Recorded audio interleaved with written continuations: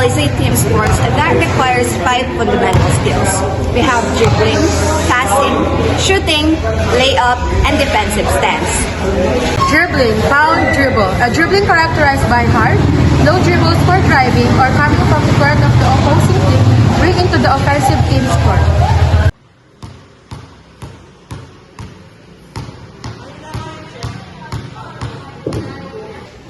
Crossover. Dribbling from one hand into another crossing the front body of a dribbler, often used to change direction in order to pass by the defender.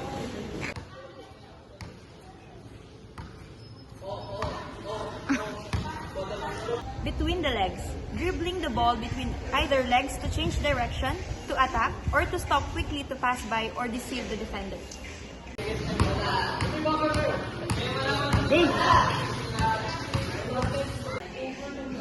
In and out.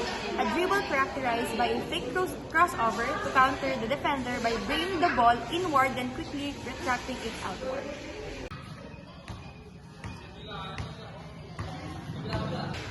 Behind the back.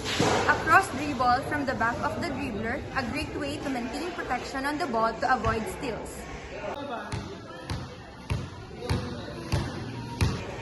Now for the passing. First, we have the chest pass. A direct two-handed pass from passer's chest to receiver's chest, often used when there's no defender directly between the ball handler and a teammate for a quick, direct, and short to medium range pass.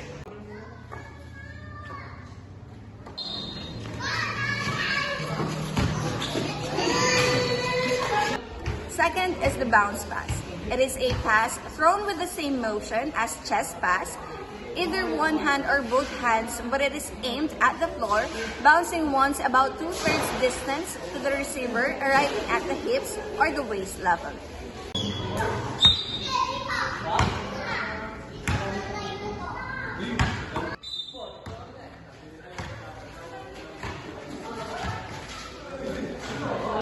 Third is the push pass.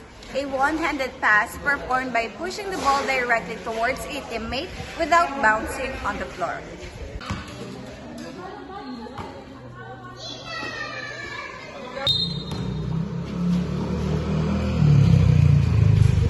We also have the overhead pass. Here, the ball is held above the head of ball handler with both hands, and it is often used as an outlet pass after a rebound or fast break pass.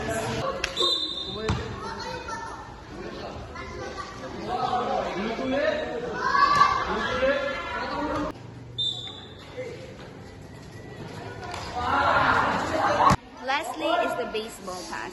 Here it is a long one-handed pass that uses the same motion similar to throwing a baseball, often used for quick cross-court transition or fast break pass.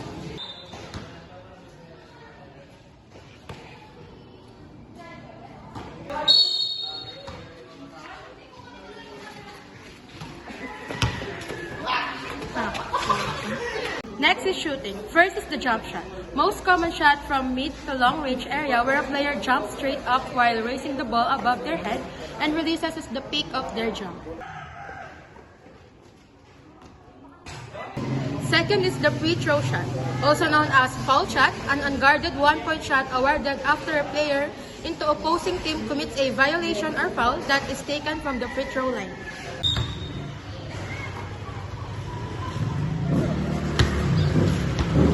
Third is the three-point shot, a shot attempted from beyond the arc on the court, categorized in 3 areas, namely top of the key, wings, and corners.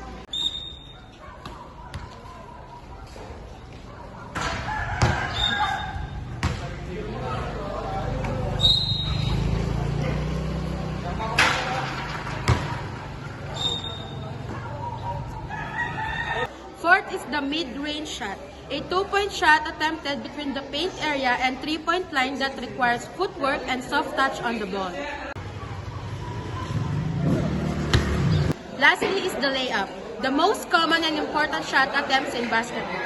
This is a fundamental 2-point shot attempted near the basket inside the painted area by leaping up and gently laying or banking off the backboard with one hand.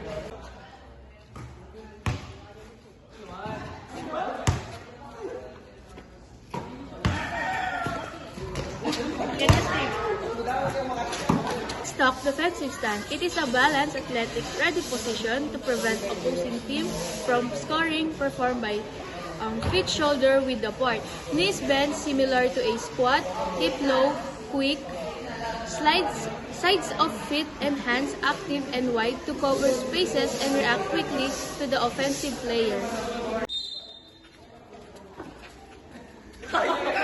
First, referee, an on-court official responsible for enforcing the rules of the game such as violations and fouls to ensure it played safely and fairly.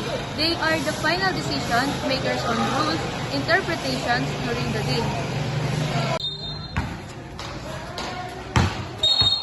One is scorer, a table official responsible for maintaining the official game record, which includes all data related to game's progress such as recording points, tracking fouls, managing timeouts, monitoring players, and act as assisting official during dead ball situation or substitution error.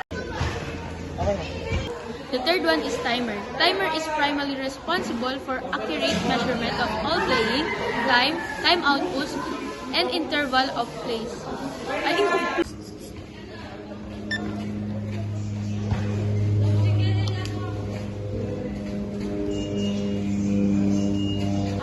The last one is shot clock operator, official who manage a separate timing device, a shot clock, to ensure the team in possession attempts a field goal within the allotted shot clock, either or 24 seconds or 15-second shot clock.